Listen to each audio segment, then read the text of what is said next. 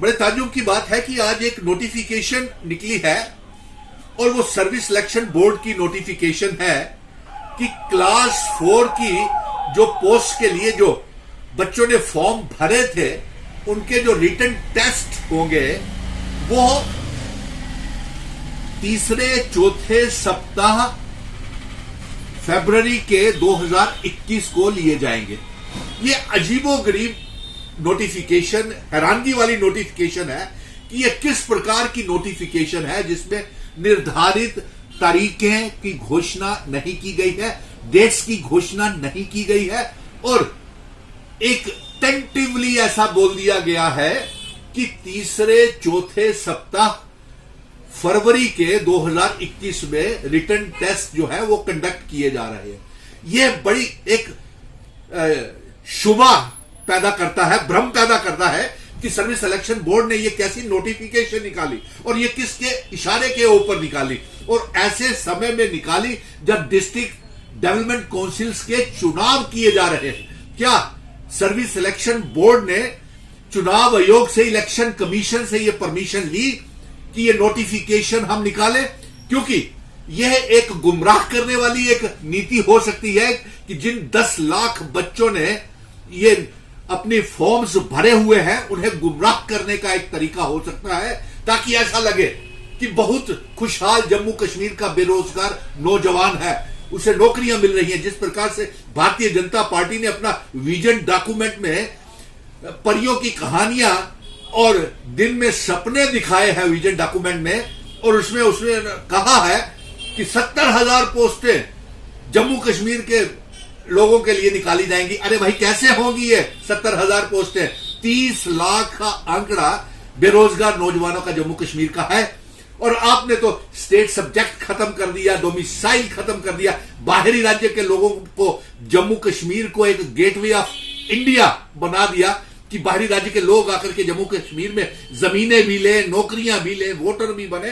तो ऐसे में शायद भारतीय जनता पार्टी के इशारे के ऊपर यह सरकार काम कर रही है, क्योंकि उन्हें मालूम था सर्विस सिलेक्शन बोर्ड को कि कम से कम भी 10 लाख एप्लीकेशनें लगी हुई है और वो जो पोस्ट जो एप्लीकेंट है वो जरा उनका ध्यान दूसरी तरफ बढ़ जाए और शायद उन्हें गुमराह करने का प्रयास किया जा रहा है।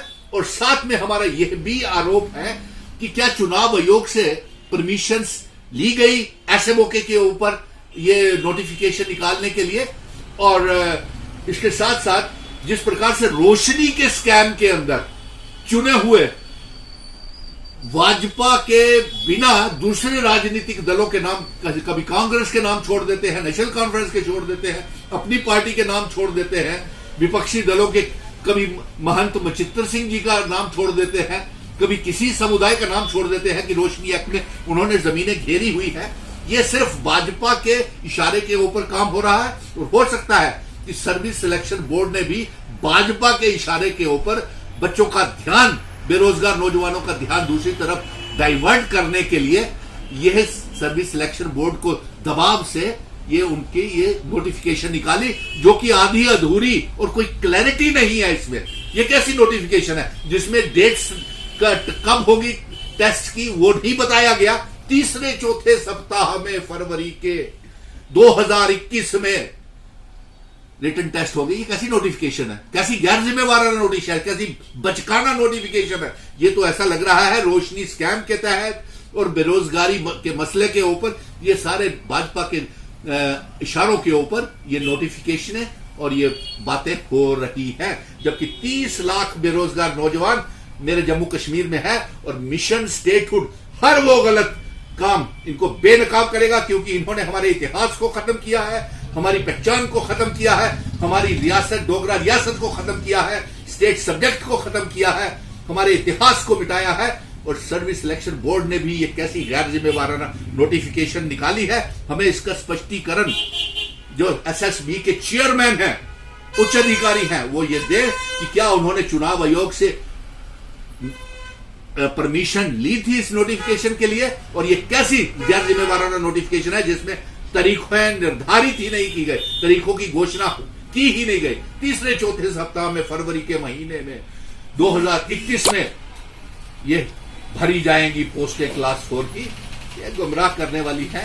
इसे हम क्या कहें, हमें खुद समझ नहीं आ रहा। लोग एसएसबी के काम के ऊपर शक कर रहे हैं और ये नोटिफिकेशन के ऊपर भी शक कर रहे हैं।